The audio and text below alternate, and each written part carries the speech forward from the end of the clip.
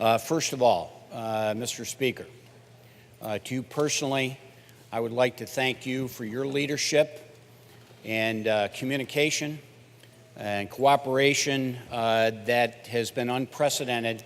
As you have said many times, and we also say many times, that we don't always agree on the issues, and we have our debates and we have our votes, but one of the things I really appreciate is your respect, not only for myself, but for all of our members and our staff, and I just want to say thank you very much.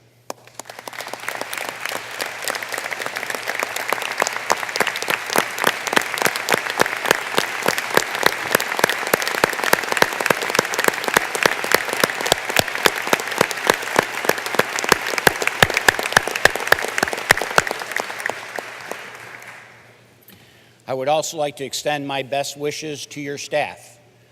Certainly, again, this year, I think the level of respect and cooperation and communication has been, I think, the best ever. And so to each and every one of the majority staff members that have worked with our staff and our members, I also want to say thank you very much. You've been professional. We appreciate it and look forward to even developing a stronger working bond for the people of New York. So to each and every one of you, thank you.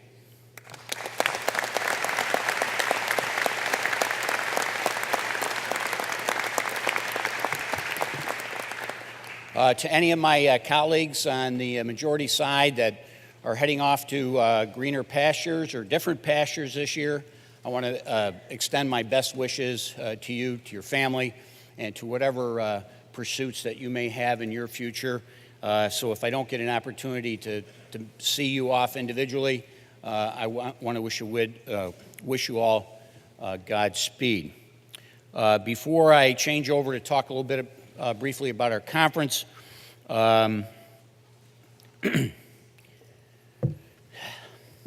it's tough being Irish. I didn't get a chance the other day when we recognized Mr. Morelli in the parlor, and I just want to say, as a friend,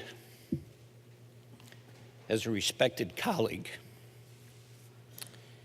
I just can't say how much of a privilege and pleasure it has been to serve with you, and how much that you've done for your community, for our community in the greater Rochester area, and for this entire state. And I wish you nothing but much success, good health with your family, and I just want to say, Joe, I'm going to miss you.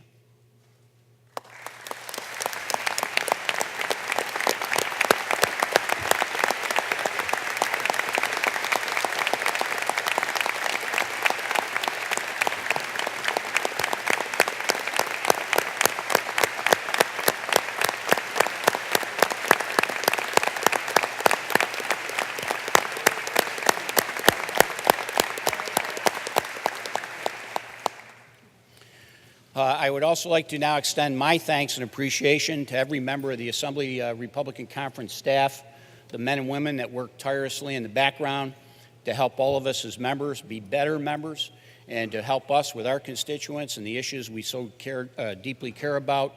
So to each and every one of the conference staff, I want to thank each and every one of you, wherever you are, whether you're here or in your offices or at home.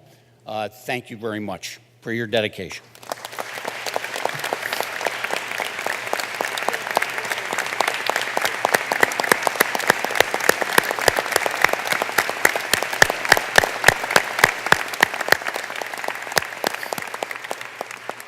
I do have three special shout outs from our staff perspective. First and foremost, this terrific individual leader, I think the real floor leader of what's going on. She has just done an absolutely wonderful job on behalf of our conference. Michelle Pellegri, thank you very much.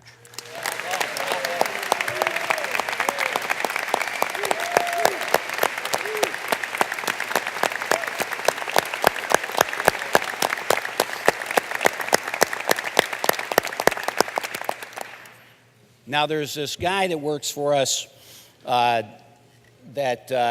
he is one of the quietest guys you'll ever want to meet.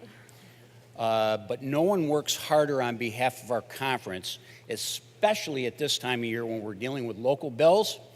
And this gentleman has just put in countless amount of hours, and he does it for all the right reasons. And I want to speak on behalf of our members to thank Jason Kehoe for all his great work on behalf of our conference.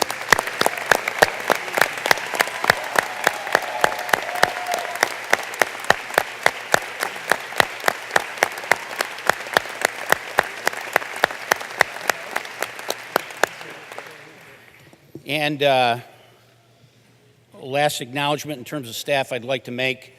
I have now affectionately called her the Pope because she's the person that's really in charge. I'm just another pretty face that gets up and talks a lot. But this woman is our anchor for our conference. She oversees all of our staff. She interacts with all the members. She interacts with the majority on a countless number of issues. And she demonstrates the best amount of professionalism and good-heartedness that we so desperately enjoy, and so glad that she's around. Judy Skype, you're the best.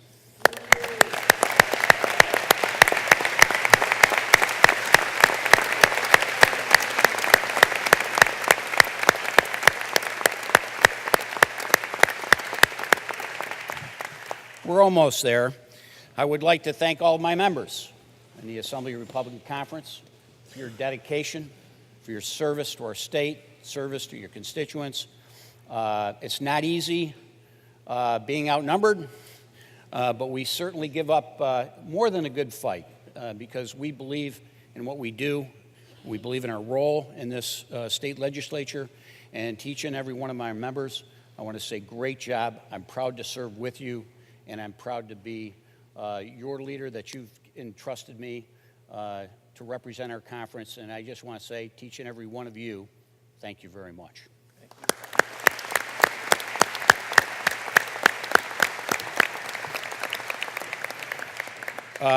Just a couple more shout outs. The two gentlemen to my left, I think I could pick for the majority members who you prefer to debate with. But we'll let that go to start with. But I want to thank both Ed Rod and Andy Goodell for leading the way on the debate floor on behalf of all of us. You guys did a great job. Thank you very much.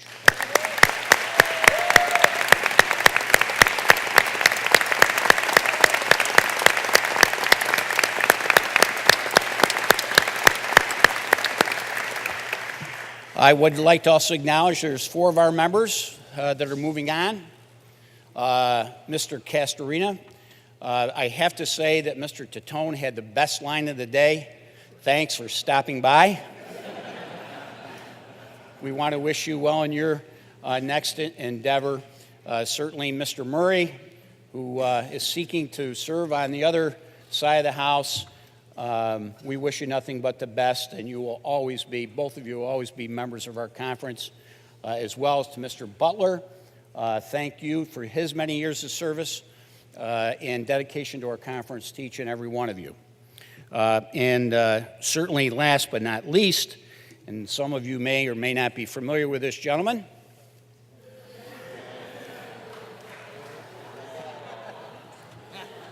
I know we're not supposed to use props, Mr. Speaker, but I couldn't resist. Bob Oaks.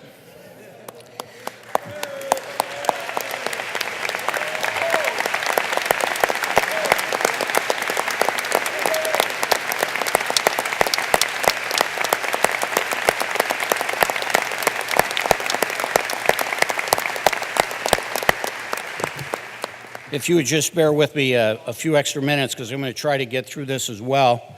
I've known Bob prior to my arrival in the state legislature. When I was in the private sector, my business was located in Wayne County, and that's where I first got to meet Bob when he took a tour of our facility. And over the years, and obviously serving together now for the last 18 years, I've gotten to know Bob's family. They're my family. Bob is family to me. He's like a brother. It's going to be quite an adjustment for me personally. I love every single member of our conference, but there's always will be a special place in my heart for a guy that's been a great friend, a great listener, I think the most honest person that you will ever meet, with the greatest integrity, who has done nothing but serve his constituents with pride, and you never ever had to worry about Bob Oaks.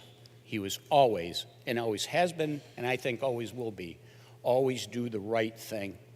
And I admire him for the man he is, for the legislator he's been, for the father, husband, and just terrific all-around guy that I feel I am extremely fortunate, lucky to have in my life. Bob, I'm going to miss you too.